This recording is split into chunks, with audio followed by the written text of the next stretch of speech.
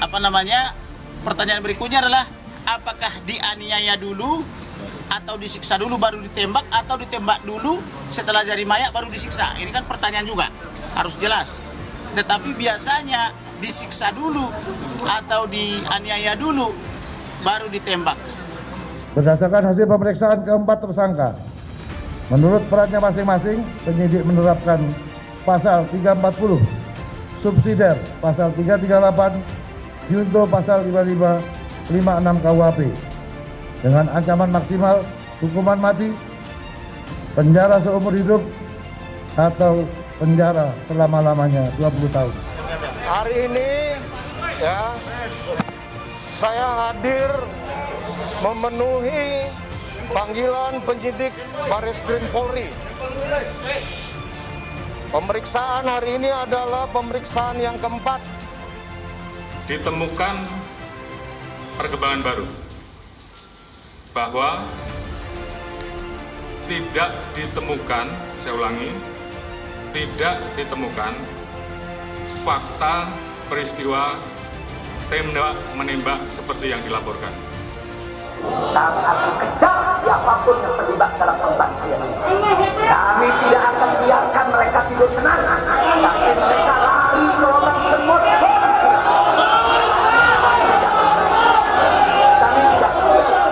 Maka itu saya minta kepada seluruh rakyat dan bangsa Indonesia, tahan diri, sabar, kita hadapi dengan elegan, kita tempuh prosedur hukum yang ada.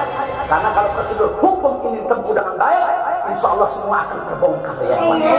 Siapa yang melakukan pembantaian di medan lapangan, sampai siapa yang menjadi otak, sudahlah yang mengatur ini semua akan terungkap. Saya Putri bersama anak-anak. Saya mempercayai dan tulus mencintai suami saya. Saya mohon doa agar kami sekeluarga dapat menjalani masa yang sulit ini. Tersangka FS mengatakan bahwa dirinya menjadi marah dan emosi setelah mendapat laporan dari istrinya PC yang telah mengalami tindakan yang melukai harkat dan martabat keluarga yang terjadi di Magelang yang dilakukan oleh almarhum Joshua. Baradae selaku pelaku dan juga selaku turut serta melakukan. Dalam konteks ini tentunya ada pelaku yang lebih besar, ada pelaku utama yang melakukan tindak pidana. Jadi untuk kepentingan membuka dan membuat terang ini persoalan, termasuk membuat terang siapa pelaku utamanya, tentunya Baradae dengan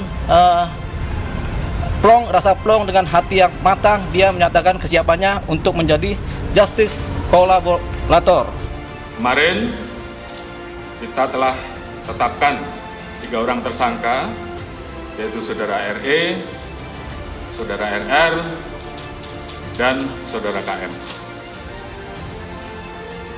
Tadi pagi dilaksanakan gelar perkara dan tim sus telah memutuskan untuk menetapkan saudara FS sebagai tersangka.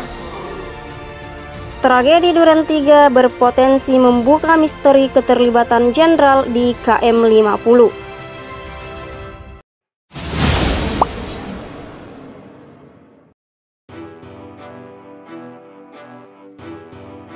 Benang kusut peristiwa pembunuhan dan pembantaian 6 laskar FPI yang terjadi Desember 2020 lalu, sedikit demi sedikit mulai menemui jalannya.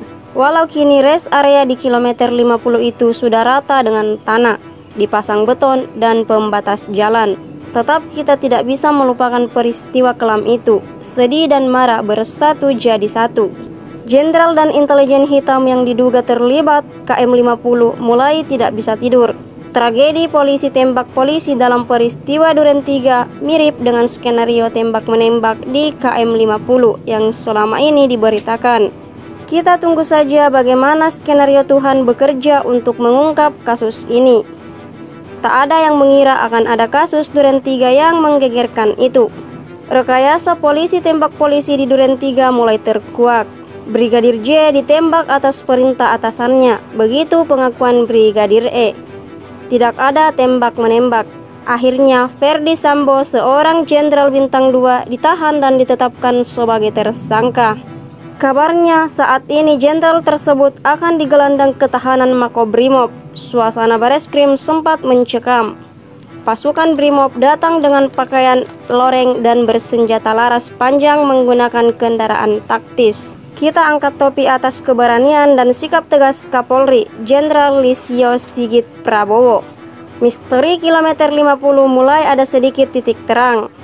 Ada dugaan keterlibatan pasukan Super Body. Sangat mirip dengan tragedi berdarah di Duren 3, rekayasa tembak-menembak. Yang menjadi pertanyaan publik hingga kini, mengapa peristiwa Duren 3 cepat terungkap, sementara kasus pembunuhan dan pembantaian 6 laskar FPI di KM 50 belum terungkap? Hanya selang sebulan setelah kejadian pembunuhan Brigadir J, 4 personil kepolisian termasuk seorang jenderal jadi tersangka dan dikirim ke tahanan Makobrimob. Padahal peristiwa kilometer 50 sama sadis dan sama kejamnya dengan pembunuhan Brigadir J. Bahkan ada kemiripan peristiwa. Penetapan 4 orang tersebut sebagai tersangka atas dugaan melakukan pembunuhan berencana. Baradae menembak Brigadir J atas perintah Irjen Pol Ferdi Sambo. Sedangkan tersangka Bribka Riki Rizal dan Kuat Maruf ikut melihat dan membiarkan peristiwa tersebut terjadi. Para tersangka dijerat dengan pasal 340 KUHP, subsidiar pasal 338, junto pasal 55, dan pasal 56 KUHP dengan ancaman hukuman mati atau pidana penjara seumur hidup atau selama-lamanya 20 tahun. Saat muncul ke publik pertama kali sejak peristiwa penembakan Brigadir J, Ferdi Sambo sempat mengatakan bela sungkawa kepada almarhum Brigadir J dan sempat menyinggung peristiwa pelecehan seksual yang dialami istrinya. Ternyata itu hanyalah akal-akalannya saja. Parahnya lagi, sesudah melenyapkan nyawa Brigadir J, Ferdi Sambo tetap menyalahkan Brigadir J. Dia mengaku emosi karena Putri Chandrawati dilecehkan di Magelang. Drama misteri kasus kematian sang ajudan, yakni seorang polisi berpangkat brigadir, terus diungkap. Terbaru nama sang bos, Irjen Ferdi Sambo, terseret hingga ditetapkan menjadi tersangka.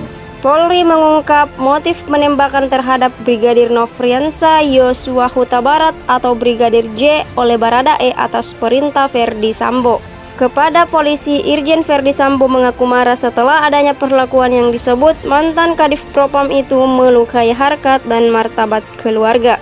Masyarakat berharap drama polisi tembak polisi di rumah dinas Ferdi Sambo di Duren 3 menjadi pintu masuk untuk membuka kembali tabir KM 50 dan membongkar siapa otak di belakangnya.